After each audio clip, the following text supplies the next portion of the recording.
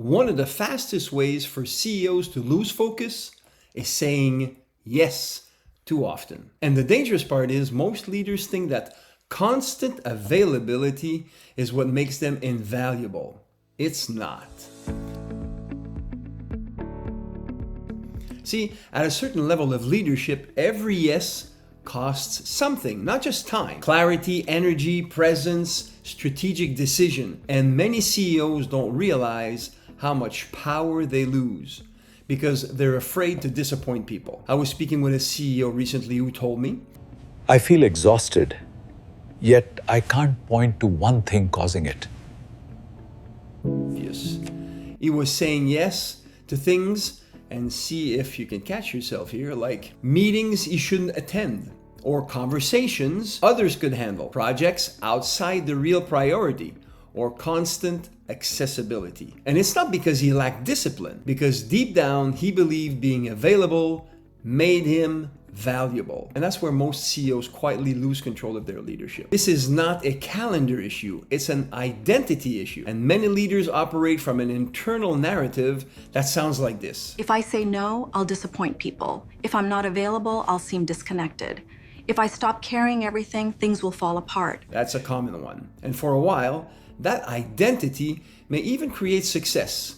Yet, eventually, it creates exhaustion, scattered focus, and diluted leadership. So here's the invisible cost of yes. Every unnecessary yes creates an invisible no. A yes to distraction becomes a no to strategic thinking. A yes to constant accessibility becomes a no to deep presence.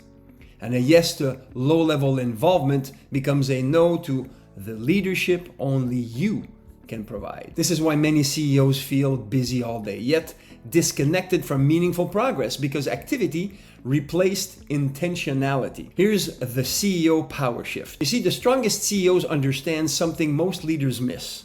Saying no is not rejection, it's alignment. A strategic no protects clarity, direction, leadership presence, and even organizational focus.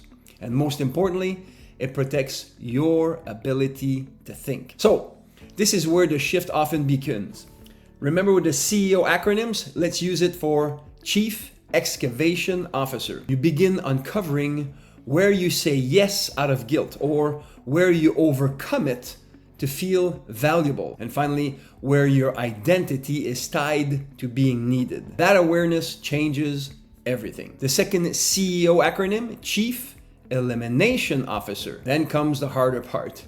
Eliminating what no longer deserves your energy. Not because it's bad, because it no longer aligns. That's leadership maturity. Many CEOs eventually realize, contrary to popular belief, people do not respect leaders who are available for everything. They respect leaders who are clear about what matters.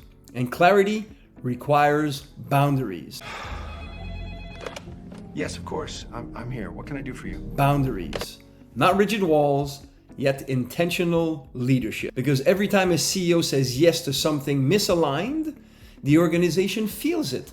The focus weakens, the energy scatters, and the leader slowly becomes reactive instead of intentional. Here's the challenge. Most leaders know they need better boundaries, yet they still struggle to say no consistently. Why?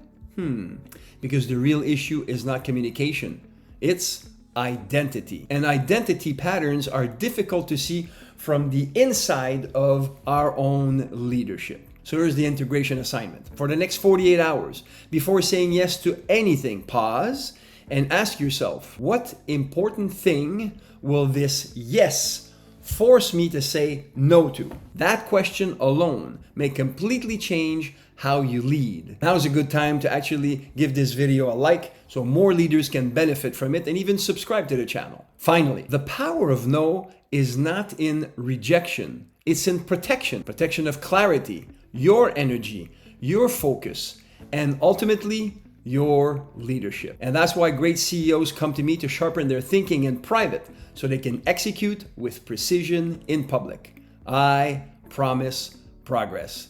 If this resonates with you, you will reach out to me.